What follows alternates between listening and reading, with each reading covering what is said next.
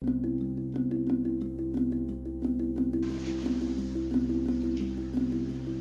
União Soviética ampliou sua área de influência durante os anos 50, e a Cortina de Ferro, como foi chamado por Churchill, o isolacionismo soviético inaugurado por Stalin, abrangeu os países do leste europeu.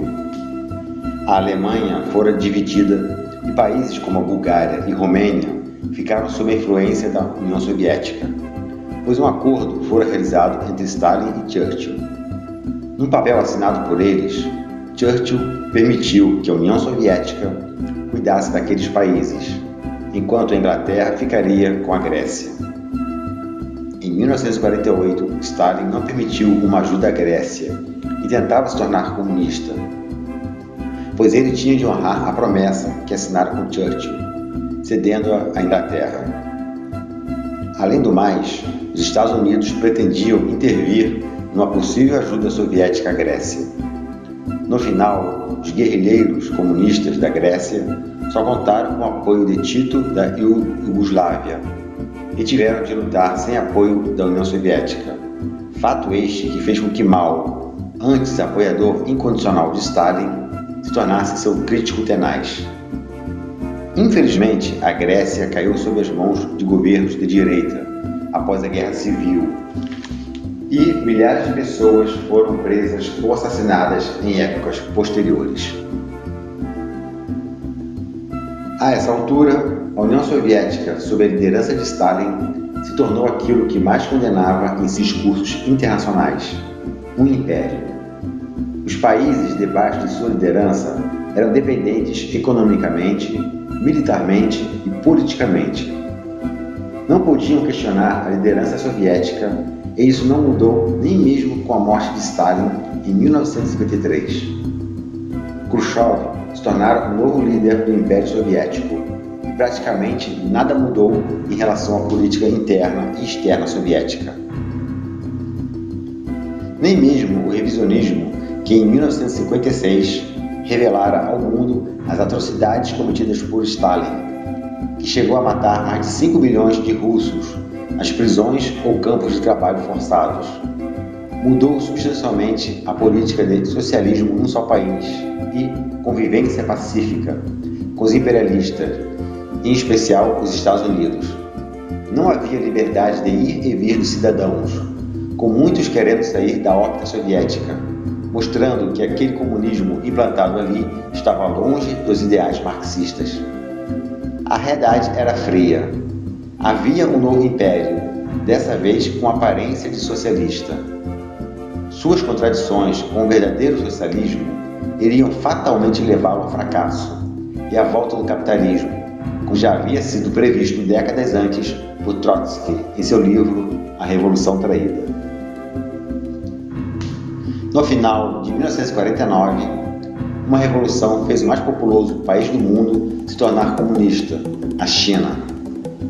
Mao Zedong finalmente conseguiu derrotar as forças nacionalistas corruptas de Chiang Kai-shek após anos de lutas e prisões. Foi um acontecimento tão importante quanto a Revolução Russa de 1917. Os conservadores e imperialistas ao redor do mundo ficaram em polvorosa. Uma maré vermelha ameaçava varrer o mundo.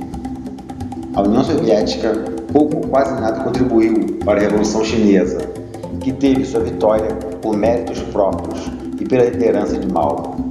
Stalin seguia com sua ideia de socialismo só na União Soviética, praticamente isolando os russos, mas afinal acabou firmando uma aliança com Mao em fevereiro de 1950.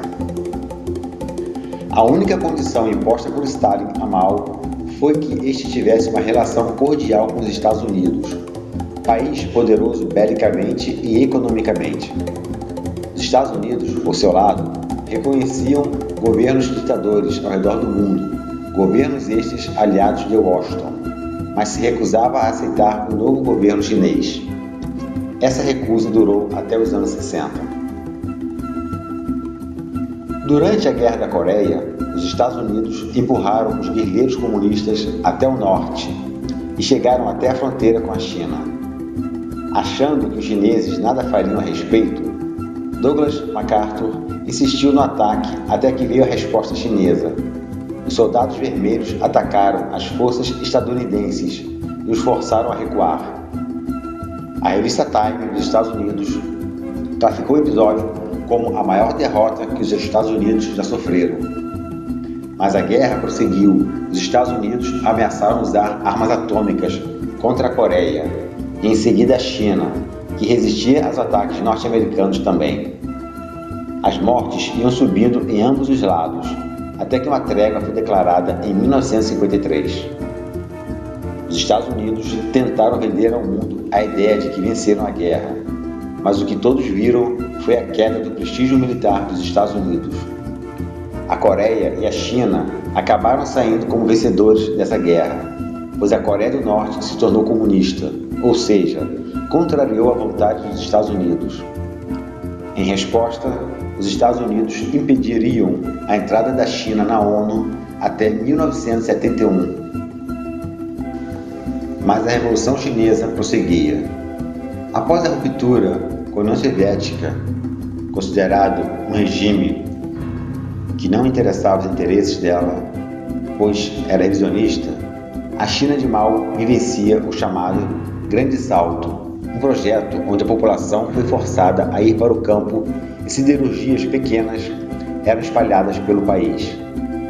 Essa coletivização forçada, onde cerca de 20 mil famílias eram reunidas para trabalharem no campo em comunas que pareciam pequenas cidades, tinha por objetivo tornar o país desenvolvido em pouco tempo, além de alcançar o comunismo também em tempo recorde.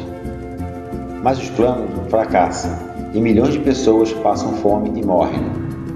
Por causa disso, Mao é temporariamente afastado da direção da República. Mas ele retorna em 1966 e lança nesse mesmo ano a Revolução Cultural, que irá modificar profundamente as bases sociais da China.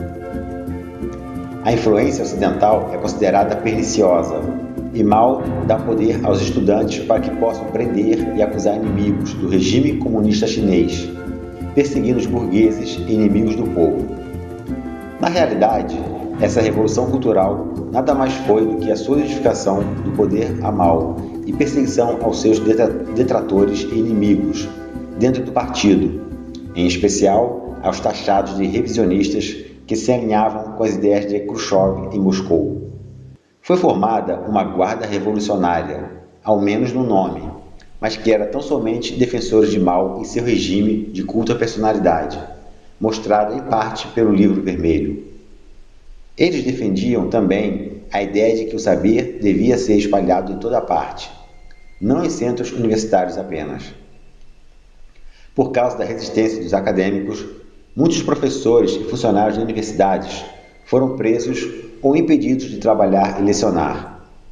O ensino superior foi paralisado durante aquele tempo. Essa revolução cultural, como foi chamada, durou até 1969, mas muitos acham que ela só terminou mesmo com a morte de Mao em 1976. Após sua morte, travou-se uma luta pelo poder dentro do partido, e os que defendiam as ideias de Mao perderam, entrando no poder Deng Xiaoping, que fez reformas econômicas e sociais no país, trazendo de volta o capitalismo, só que agora sob um rígido controle estatal, formando o conhecido capitalismo de Estado. A China prossegue com o Partido Comunista no poder, mas que de comunista só restou o nome. China was now an independent country, a free country. No foreign concessions anymore, no opium smoking, no prostitution, no beggary. For me, that was the turning over of a new page. 那我听到那个里面控诉某一个欧巴啦，某一个地主啦，某一个什么啦，这些都是一些所谓受迫害的人啦，什么这个里面有老人有年轻人，什么样人都有，不断在控诉，那个控诉是很可怕的。那随后就审判就是然后以后呢，再会以什么告终呢？再会以叫口号，在口号声中就是咵枪毙。